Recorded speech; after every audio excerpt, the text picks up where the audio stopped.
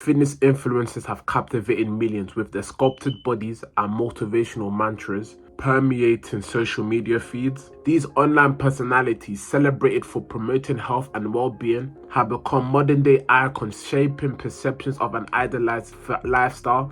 While the glamorous facade of a fitness influencer's lifestyle is alluring, there exists a dark side beneath the surface. And in today's video, we're going to be highlighting the dark side of being a fitness influencer. So without further ado, let's get straight into it. Fitness influencers build their brand around promoting a healthy, fit lifestyle. As a result, the followers and the general public accept them to embody these ideals consistently. Many fitness influencers collaborate with brands in the health and wellness industry. These collaborations often require influencers to maintain a certain image to align with these brand values and marketing goals. But when the sole source of your income, right, is how you look, right, it can make you lose yourself and eventually crash out due to things like body dysmorphia. Just look at William Lee. I remember seeing his videos all over my For You page, especially during quarantine, right? But now I rarely see him. The last time William posted was a year ago, and William has been very open to his fans, telling us that, you know, he's very self-conscious about his body and he suffers a lot from body dysmorphia. And he also told us about his mental well-being and that he suffers from depression. I feel so alone. I feel so unmotivated. Like, I don't even want to go to the gym, and that's why I've been gone. I just don't think that I have the energy, as in, like, when I make videos, I want to be able to motivate you guys, motivate the kings, and get you guys shredded, get you guys in the gym. But if I can't even do it for myself, I feel like an imposter. And Greg Duche perfectly summed it up. You know, William has got 3.5 million followers on YouTube and 3.7 million followers on TikTok. And yes, William's physique has helped him massively gain the audience that he has, because I can't lie, his physique is crazy, bro. Mother's life, G. But when it's all said and done, right, the reason why they stayed is because they mess with William as a person. You know, a lot of people can relate to him and his story. You get what I'm trying to say? And I don't think William really, like, understands that to, like, the full extent, if you get what I'm trying to say, bro. Like, and I know right now anyway that his fans are pissed off, yeah, because on a real, right, a heartbreak is nothing compared to when your favorite YouTuber doesn't want to post and upload to you. I swear down, bro. As you guys know, majority of the fitness industry is taking steroids, and one of the downsides is digging yourself an early grave. And I think for most of us anyway, when we think of fitness influencers who have died at a very young age, I think the first fitness influencer we think of is Ziz. Hey, who the fuck is this cunt? Fucking turn this shit off, we gotta put some real shit on, bro. Yeah, cunt.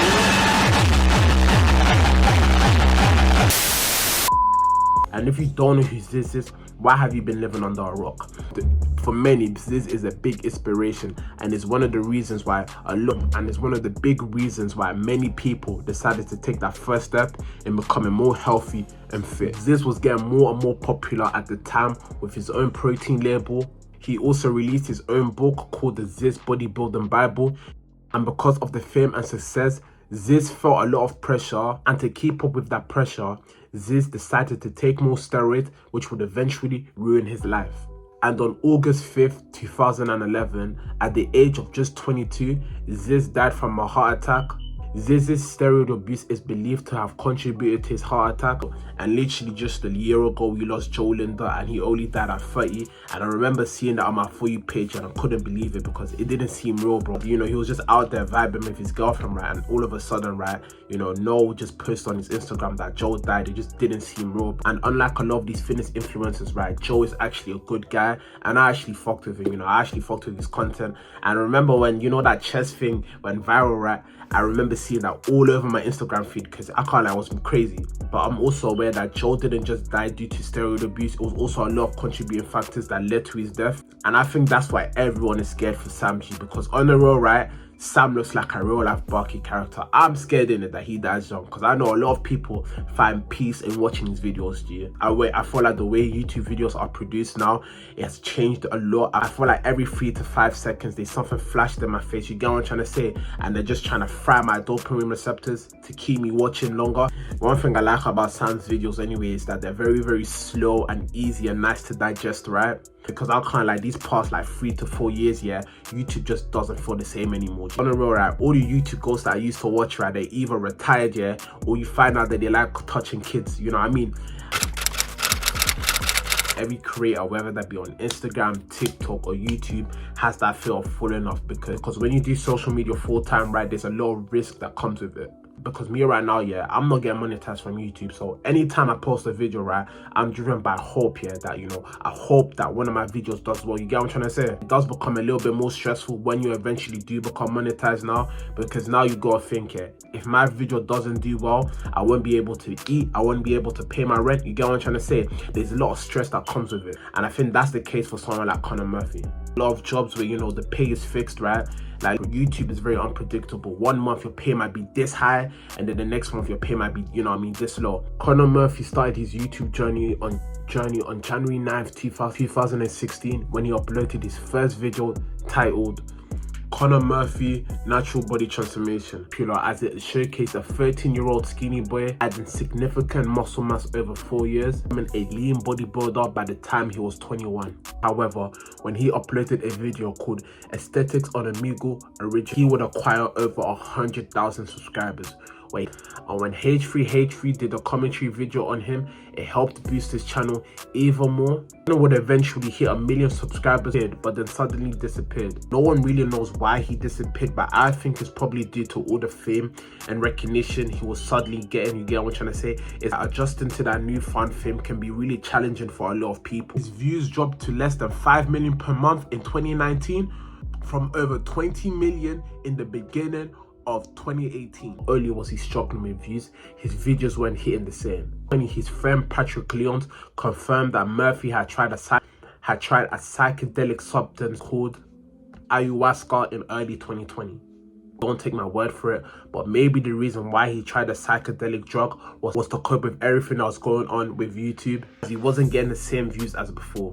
And when you look at other creators like FuzzyTube, the same happened to him. Once his views started to dip a little bit, he began to lose himself as a person, because the career of a YouTuber is almost like a footballer. You know, you won't always be playing at the high level forever. You get what I'm trying to say?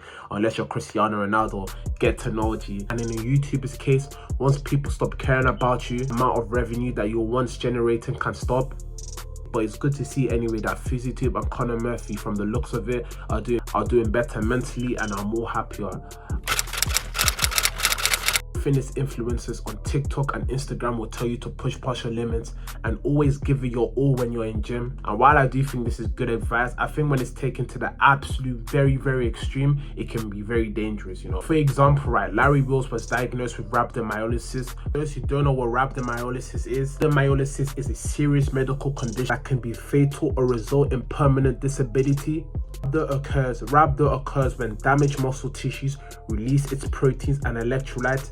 These substances can damage the heart and kidney and can cause permanent disability or even death. But it's good to see anyway that Larry Wills is back in the gym, alive and well, and nothing crazy happened. I feel like a lot of these influencers, right, they feel a lot of pressure to lift these heavy weights for multiple reasons. Number one, obviously, is to inspire the fan base so that they don't set limitations for themselves. Number two, obviously, is to feel bad about themselves. I feel like the third reason is to heal their childhood trauma. And I don't think this gets talked enough about in the gym community, right? But have you guys realized that the more muscular and more jacked the guy is, more time, right, he's been through a lot of shit in his life? And a lot of these guys have very sad backstories. For example, right, Bradley Martin's dad took his own life. Larry Wills used to get bullied, etc. You get what I'm trying to say? A lot of these guys that you guys look up to are battling demons. For many of these guys anyway, gym was the escape, you know, their hope in life. You get what I'm trying to say?